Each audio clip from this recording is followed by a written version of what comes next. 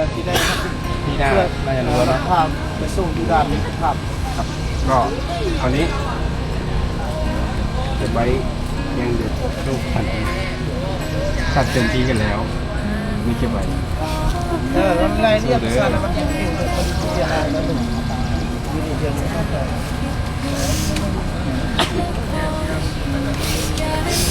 ในยามที่ชีวิตมันมองร้องไห้ขอเพียงมีใคร จะเป็นคนไทย จะสักคน โอ้กับอันนั้นเราเมื่อน้ำพริกแพงเลยเรามาเอารถพาพริกแพงมาไอ้เส้นเราไม่เรียกจังได้ไปส่งที่งานที่ไทยไปดิ อันนี้30 บาทเก็บไว้ให้ครับเต็มที่แล้ว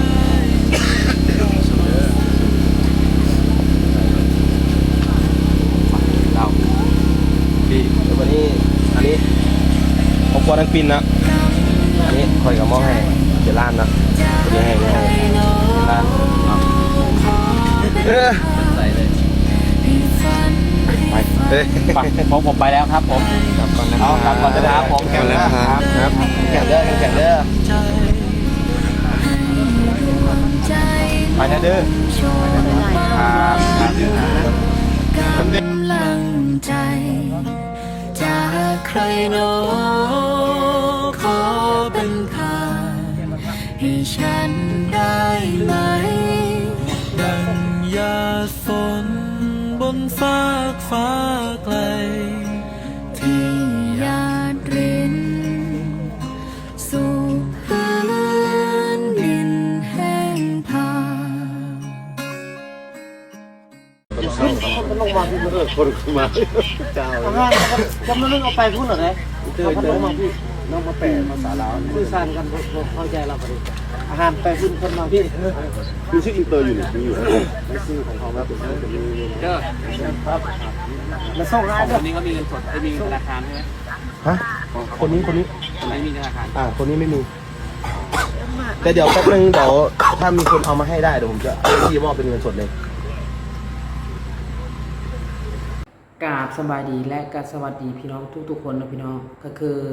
ตอนนี้กู้ภัยทางพังไทยเพิ่นได้หยุดปฏิบัติภารกิจแล้วนะพี่น้องสิเฮ็ดจังได๋ล่ะบัดนี้พี่น้องคนลาวเฮาสิช่วยคนลาวเฮาได้บ่นะพี่น้องเพิ่นก็จะเดินทางกลับแล้วทั้งผู้เชี่ยวชาญทั้งผู้แบบว่าชำนาญทางด้านถ้ำนะพี่น้องเพิ่นก็เดินทางกลับแล้วเนื่องจากว่าภารกิจก็บ่สามารถช่วย2คนได้นะพี่น้องซึ่งกู้ภัยทางพังไทยเพิ่นก็เสียใจนะพี่น้องเพิ่นก็เสียใจแฮงที่ช่วยบ่ได้นะพี่น้องเนาะก็และเครื่องอุปกรณ์ยังก็ติดอยู่ในถ้ำก็ประมาณเป็นล้านบาทนะพี่น้องแต่ว่าเอาออกมาบ่ได้นะพี่น้องแล้วเพิ่นบอกว่าสิกลับมาอีกนะพี่น้องแต่บ่ฮู้มื้อใดนะพี่น้องเพิ่นจังสิกลับมาช่วยบ่หรือว่าจังไดนะพี่น้องหรือว่าเพิ่นจะกลับประเทศเพิ่นแล้วเพิ่นจะบ่มาเลยเนื่องจากว่าภารกิจมันยุ่งยากแฮงนะพี่น้องเนาะยุ่งยากแฮงทั้งดินถล่มทั้งน้ำซัดเข้าไปข้างในนะพี่น้องและมันเฮ็ดให้ภารกิจหลายๆอย่างยุ่งยากนะพี่น้องเนาะก็คือเพิ่นกับไปปฏิบัติหน้าที่อยู่ประเทศลาวประมาณ14 วัน13 คืนนะพี่น้องซึ่งมันโดนแฮงเนาะเพิ่นก็มีภารกิจของเพิ่นเนาะนี่ต้องเข้าใจนะพี่น้องที่ทีมกู้ภัยทางฝั่งไทยเพิ่นก็จะเดินทางกลับแล้วพี่น้องก็คือเฮาเห็นข่าวแล้วโคตรจะเทือนใจโคตรเศร้าใจนะพี่น้องวันนี้เพิ่นกลับแล้วที่พึ่งก็คือกู้ภัยทางพังไทยและก็ต่างประเทศนะพี่น้องกู้ภัยทางลาวเขาก็ที่พึ่งคือกันแต่ว่าเพิ่นยังอันนี้ต้องบอกตรงๆนะพี่น้องยังบ่สามารถที่จะมุดเข้าทำแบบกู้ภัยทางพังไทยและต่างประเทศเพิ่นเห็นบ่ที่เราเห็นในคลิปก็คือถามว่ามีว่าคนลาวเข้าก็มีนะพี่น้องอันนี้ก็บ่ได้ประมาณบุญคุณของคนลาวเฮาดอกนะแต่ว่าเฮาที่เห็นแล้วก็คือคนไทยเพิ่นทุ่มเทและต่างประเทศเพิ่นก็ทุ่มเทแฮงคนลาวเฮาก็ทุ่มเทคือกันแต่ว่ามันแตกต่างกันน้อยหนึ่งนะพี่น้องคนไทยเพิ่นบุกบืนเขามุดเขาแฮงนะพี่น้องคนลาวเฮาก็บุกบืนคือกันต่างประเทศก็บุกบืนก็คือทุกๆคนนั่นแหละนะพี่น้องเนาะภารกิจวันนี้คนไทยเพิ่นก็กลับนะพี่น้องหรือว่ากู้ภัยทางไทยเพิ่นก็กลับแล้วผู้ที่มีผู้ทำนานนะพี่น้องเพิ่นก็กลับโดยภาระและหน้าที่ก็อาจจะเฮ็ดได้สำนั้นนะพี่น้องเนาะก็บ่สามารถ ช่วยอีก2คนได้เนาะเพิ่นก็เสียใจเนาะพี่น้องเพิ่นก็เศร้าเนาะพี่น้องนะเพิ่นก็เศร้าเห็นเวลาคนแชร์ในสื่อโซเชียลนะพี่น้องนะก็คือเต็มไปสื่อโซเชียลแล้วก็อวยพรให้เพิ่นเดินทางปลอดภัยกลับประเทศของเพิ่นนะพี่น้องนะทั้งไทยและก็ต่างประเทศนะพี่น้องเนาะโดยเฉพาะคนลาวบางหน่วยบางทีมงานก็เริ่มทยอยออกนะพี่น้องแล้วบัดนี้สิเฮ็ดจังได๋ล่ะบัดนี้แล้วสิปล่อยให้2คนนั้นติดในถ้ำเลยบ่แล้วสิเฮ็ดจังไดต่อไปนะพี่น้องอันนี้บ่ฮู้เลยนะพี่น้องบ่ฮู้เลยถ้าบ่มีกู้ภัยทางฝั่งไทยแล้วคนลาวช่วยคนลาวเองได้บ่2คนนะพี่น้องหรือว่าปล่อยปะตามชะตากรรมไปเลยบ่หรือว่าจังไดนะพี่น้องนั่นก็คือน่าเห็นใจทั้งเมียและลูกนะพี่น้องนั่นก็คือเผาคอยที่จะได้รับข่าวดีแต่ว่าบ่ได้รับข่าวดีอย่างเส้น5คนนั้นเนาะพี่น้อง5คนนั้นได้รับข่าวดีเนื่องจากว่าปลอดภัยเดินทางออกจากถ้ำมาปลอดภัยถือว่าโชคดีแต่ว่าอีก2คนบ่ฮู้ไปอยู่ทางใดเนาะพี่น้องตอนนี้ก็คือน่าเศร้าแฮงเนาะพี่น้องนั่นก็คือเมียอีกคนก็ถือพาเมียอีกคนถือพา3 เดือนนะพี่น้องและอีกคนก็มีลูกอีก8 เดือนโอ้ยเนาะซึ่งมันเห็นแล้วก็เศร้าใจนะพี่น้องเมียก็ห้องไห้นะพี่น้องนะบ่ฮู้สิเฮ็ดจังไดนะพี่น้องแต่ก็กู้ภัยทางฝั่งไทยเพิ่นก็ใจดีนะพี่น้องนะก็คือช่วยชีวิตคนบ่ได้เพิ่นก็ยังช่วยเหลือเงินนะพี่น้องนะช่วยเหลือเงินหลายล้านนะพี่น้องเห็นพี่ปอนก็ช่วยประมาณ 30,000 บาทนะพี่น้องแล้วเพิ่นยังสิโอนมาให้อีกเนาะพี่น้องเนาะก็คือเพิ่นพยายามช่วยเต็มที่เนาะพี่น้องเนาะอันนี้ก็คือ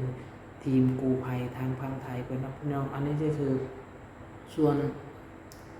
คนลาวเฮาก็เงียบๆนะพี่น้องยังบ่เห็นอิหยังนะยังบ่เห็นแบบว่าช่วยเหลืออิหยังนะแบบว่าก็เห็นแต่เจน้อมอันนี้ก็คือขอบอกถึงเจน้อมเนาะพี่น้องคนลาวเฮาเนาะก็คือเพิ่นก็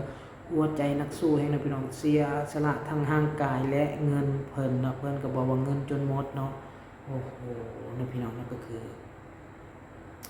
บ่ฮู้นะตอนนี้ก็คืออยากจะให้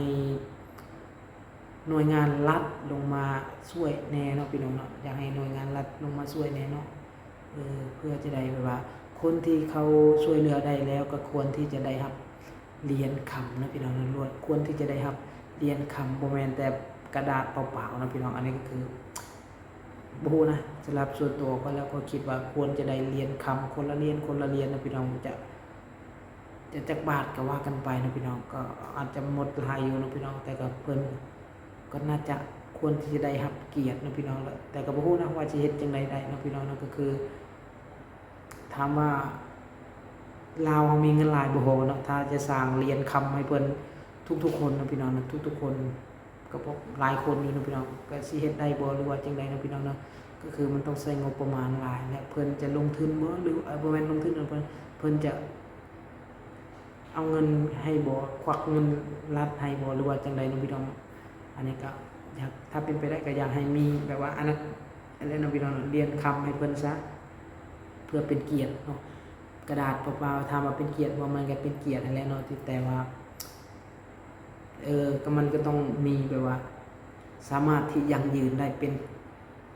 ก้อนอย่างสักอย่างนะพี่น้องซึ่งอาจจะน้อยซึ่งเขาอาจจะบ่อยากได้แต่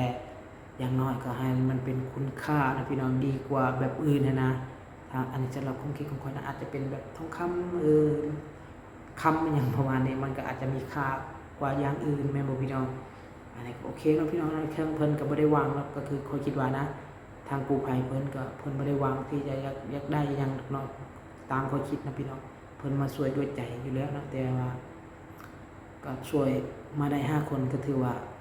สำเร็จไปขั้นนึงและอีกขั้นนึงเพิ่นก็เสียใจเลิกเพิ่นก็เสียใจนะพี่น้องโอเคเนาะพี่น้องนะกราบขอบคุณขอบใจทุกๆคนนะพี่น้องที่เบิ่งคลิปก่อนนะพี่น้องเนาะโอ้เนาะก็คือแบบว่า